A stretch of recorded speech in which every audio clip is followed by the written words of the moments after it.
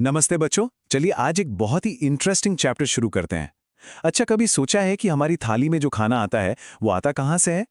जी हाँ, बिल्कुल सही सोचा। ये सब आता है कृषि से। देखिए, कृषि मतलब अपनी खेती बाड़ी, ये भारत के लिए बहुत बहुत जरूरी है। इसे हम प्राथमिक क्रिया कहते हैं। अब ये प्राथमिक क्रिया क्या होती है? अरे बहुत सिंपल है। इसका मतलब है वो काम जो सीधे सीधे प्रकृति से जुड़ा हो, जैसे जमीन से फसल उगाना। हमारे देश की तो आप जानते हैं लगभग 2/3 आबादी इसी काम में लगी हुई है। और हाँ, खेती से हमें सिर्फ खाने के लिए अनाज ही नहीं मिलता, बल्कि उद्योगों के लिए कच्चा माल यानी रॉ मटेरियल भी यहीं से आता है। तो चलिए अब आगे बढ़ते हैं और देखते हैं कि हमारे देश भारत में खेती कितने अलग अलग तरीकों से की जाती है। कुछ लोग तो बस अपने परिवार का पेट भरने के लिए खेती करते हैं और कुछ लोग इसे एक बड़े बिजनेस की तरह करते हैं। तो सबसे पहले बात करते हैं प्रारंभिक जीविका निर्वाह कृषि की। नाम थोड़ा मुश्किल लग रहा है ना? पर यह खेती का सबसे पुराना और सबसे सिंपल तरीका है। सोचिए जरा, इसमें किसान जमीन के छोटे छोटे टुकड़ों पर बहुत पुराने औजारों से काम करते हैं, जैसे लकड़ी का हल हो गया या कुदाल हो गई। उनका मकसद बस एक ही होता है, अपने परिवार का पेट भरना। और इसके लिए वो पूरी तरह से मॉनसून यानी बारिश पर ही डिपेंड रहते हैं। इसी का एक बहुत ही इंटरेस्टिंग तरीका है कर्तन दहन प्रणाली। इसे इंग्लिश में स्लैश एंड बर्न भी कहते हैं। अब इसमें होता क्या है, किसान जंगल के एक छोटे से हिस्से को पहले साफ करते हैं, उसे जला देते हैं और फिर जो राख बचती है उसी में खेती करते हैं। फिर कुछ साल बाद जब उस जमीन की उपजाऊ शक्ति मतलब फर्टिलिटी कम हो जाती है तो वो उस जगह को छोड़कर किसी दूसरी जगह चले जाते हैं। और जानते इससे क्या होता है, वो जो पुरानी जमीन है उसे प्रकृति अपने आप ठीक कर देती है, हील कर देती है। हमारे नॉर्थ ईस्ट इंडिया में इसे झूम खेती के नाम से जाना जाता है। ये देखिए, ये जो तस्वीर है ना, ये कर्तन दहन प्रणाली का एक बहुत अच्छा उदाहरण है। इसमें साफ साफ दिख रहा है कि कैसे जंगल के एक हिस्से को खेती के लिए तैयार किया गया है। चलिए अब दूसरे प्रकार पर आते हैं, गहन जीविका कृषि। ये फार्मिंग उन इलाकों में होती है जहां आबादी बहुत ज्यादा होती है, मतलब पॉपुलेशन डेंसिटी हाई होती है, जैसे उत्तर प्रदेश और बिहार के कई हिस्से। यहां क्या होता है कि जमीन तो कम होती है और लोग ज्यादा, तो किसान अपनी उसी छोटी सी जमीन पर सिंचाई और खाद का इस्तेमाल करके ज्यादा से ज्यादा फसल उगाने की कोशिश करते हैं।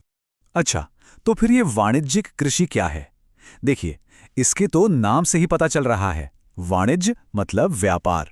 ये वो खेती है जो व्यापार के लिए की जाती है।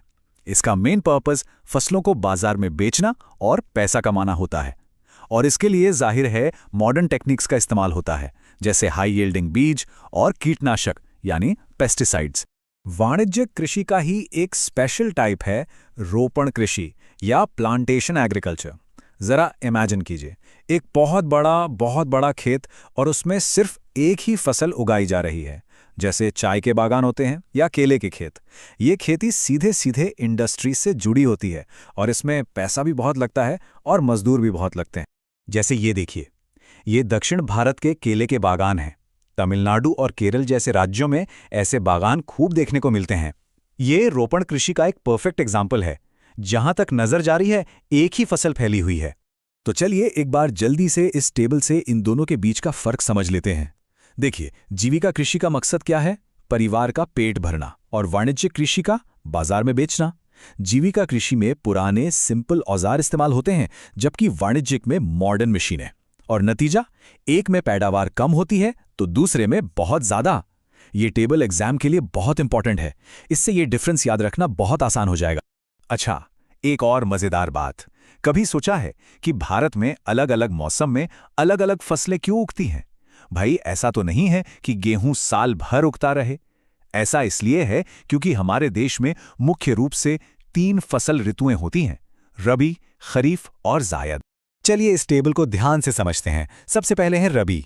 रबी की फसलें सर्दियों में बोई जाती हैं, मतलब अक्टूबर से दिसंबर के बीच, और गर्मियों में अप्रैल से जून में काटी जाती हैं, जैसे गेहूं, जौ, चना।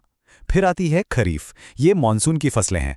बारिश शुरू होते ही इन्हें बोया जाता है और पतझड़ में काट लिया जाता है, जैसे चावल, मक्का और कपास। और हाँ, इन दोनों के बीच में गर्मियों के मौसम में एक छोटी सी फसल ऋतु आती है, जायद। इसमें तरबूज, खीरा ये सब उगाया जाता है। तो अब जब हम ये तीनों ऋतुएं समझ गए हैं तो क्यों ना भारत की कुछ मुख्य फसलों की बात की जाए। चलिए देखते हैं कि हमारे थाली में जो रोज खाना आता है वो कौन कौन सी मुख्य फसलें हैं। तो शुरुआत करते हैं चावल से। हम में से ज्यादातर लोगों का तो ये फेवरेट फूड है ना। चावल भारत के ज्यादातर हिस्सों का मुख्य भोजन है।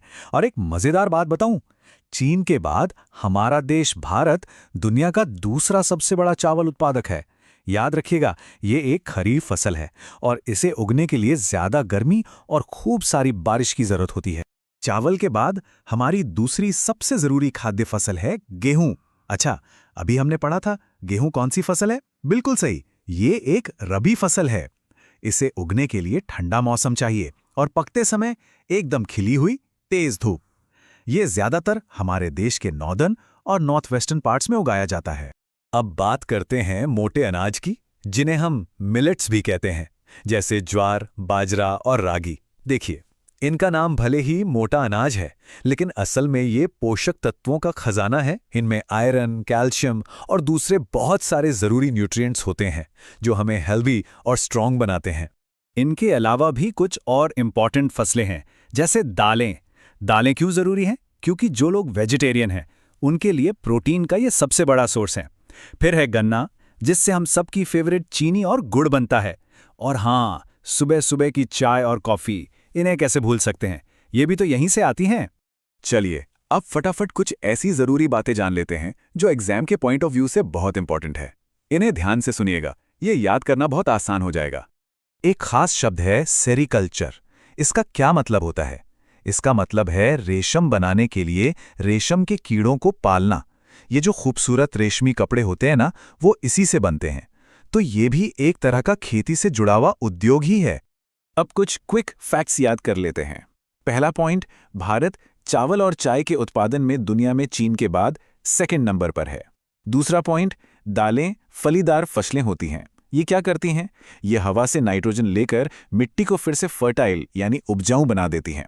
और तीसरा, ये याद रखना बहुत जरूरी है कि जो हरित क्रांति ग्रीन रेवोल्यूशन हुई थी, उसका सबसे ज्यादा फायदा गेहूं जैसी रबी फसलों को ही मिला था। तो बच्चों, आज हमने क्या क्या सीखा? हमने कृषि की पूरी दुनिया की एक छोटी सी सैर की। हमने फार्मिंग के अलग अलग टाइप्स देखे, भारत की फसल ऋतुओं को समझा और देश की कुछ मेन क्रॉप्स के बारे में भी जाना। और अब जाते जाते एक छोटा सा मजेदार सवाल सबके लिए। घर जाके पता लगाइए कि घर में जो दाल बनती है वो रबी की फसल है या खरीफ की। इस पर सोचिएगा जरूर।